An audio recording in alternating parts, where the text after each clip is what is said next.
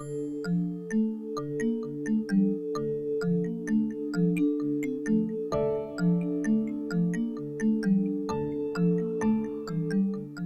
father had, in his youth or when he was younger, studied under a Jewish painter in Paris. And they always talked about le feu sacré, this sacred fire that, you got up in the morning, the only thing you could do is make art.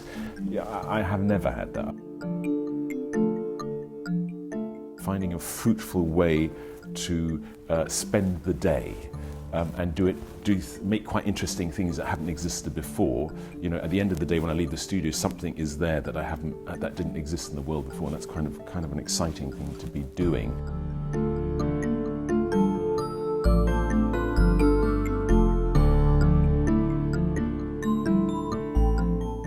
My background is quite complicated.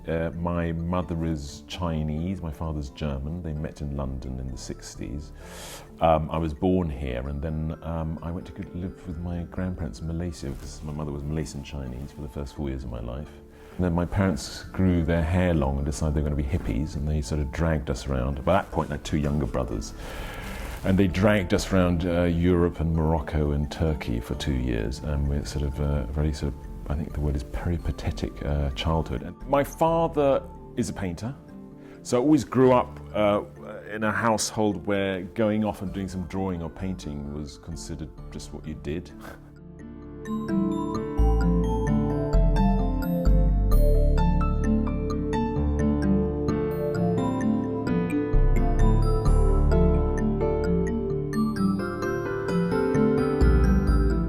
Why do artists paint self-portraits? I mean, in my case, it is very much about using myself as a model to experiment with my practice. So, how I paint, I can sort of push the boundaries a bit.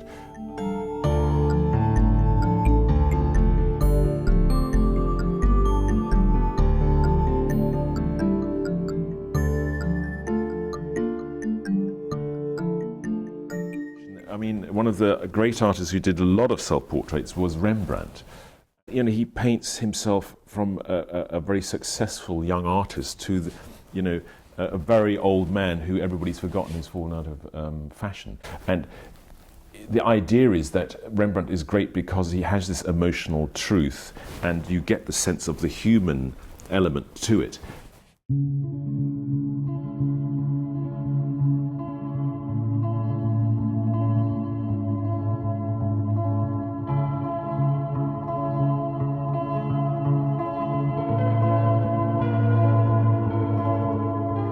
I wanted to paint myself as a woman, and I thought of all the women in the world, the desirable women, and I thought it would be quite ironic to paint myself as Helen of Troy, who had started off the Trojan War. In the end, it was actually a technical exercise about painting myself as a woman in a bad blonde wig. You start off with a reason to paint, and then it becomes about art and painting, and where your painting is within the tradition of art history or within your own tradition as well. And it's always about pushing boundaries and trying to find out what you can do with paint. And sometimes, it goes wrong. Sometimes you have a great idea, you start painting it, the actual reality of it just isn't good enough. Los Angeles is now the latest city to be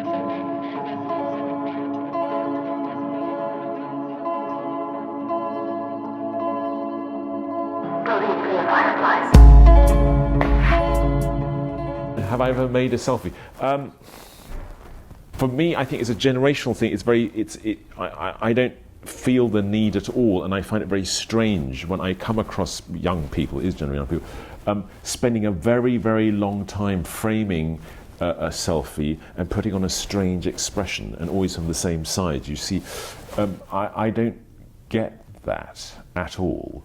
And in relationship to self-portraiture, there is a kind of adjusting and editing I can see going on, but it's always with the same end.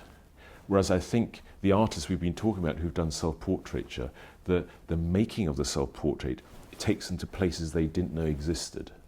I remember taking a selfie.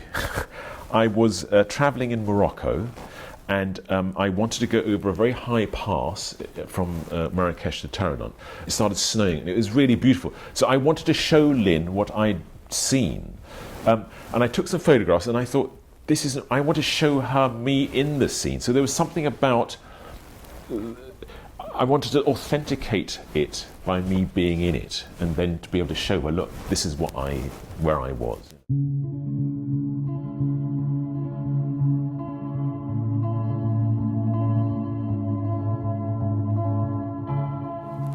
By seeing yourself from the outside, and that's something we haven't touched upon, is to experience your world and then to photograph yourself and then look at yourself and think, is that how I feel the world? I think we all want to, the one question we can never answer is, how do we come across in the world?